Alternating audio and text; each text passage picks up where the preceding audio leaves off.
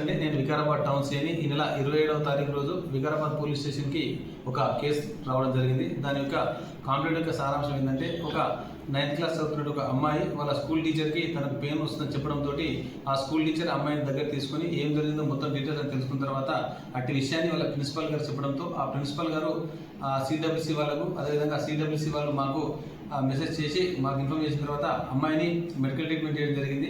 Medical ట్రీట్మెంట్లో అమ్మాయికి ఫిజికల్గా abuse జరిగినట్టు నిర్ధారణ అయింది.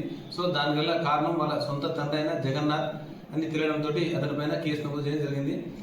245/2026 పోక్సోలోని వివిధ కేసులు సొంతం తండ్రి రేప్ చేసింది కాబట్టి ఆ సెక్షన్ల కింద కేసు నమోదు చేసి చేయడం జరిగింది.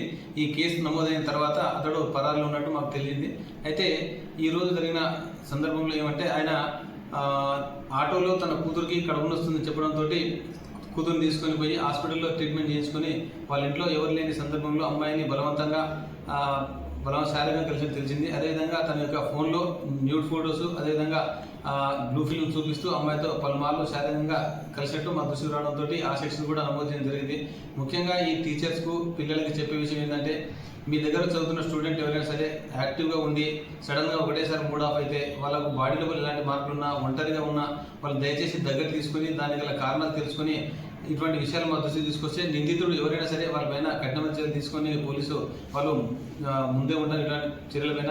కాబట్టి ఎవరు కూడా పిల్లల్ని ఇటువంటి విషయాన్ని తీసుకొస్తే ఎవరు నెగ్లెక్ట్ చేయొద్దని చెప్పడం కోసం జరుగుతుంది. అదేవిధంగా ఈ కేసులో నిందితుడు జగన్నాథ్ ఎవరైతే ఉన్నారో ఆయనకు 2 భార్యలు, మొదటి భార్యకు 3 కూతుర్లు, 1 కొడుకు, అదేవిధంగా ఫస్ట్ భార్యకు 1 కూతురు, 1 కొడుకు.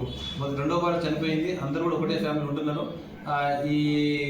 ఇప్పటిదాకా అతన్ని కస్టడీ తీసుకొని విచారణ చేసినాం. తర్వాత కూడా దీనిపైన విచారణ చేపట్టి నిందితునికి కఠినమైన శిక్ష ఉండే విధంగా పకడ్బందీగా కేసు దర్యాప్తు చేయడం జరుగుతుంది.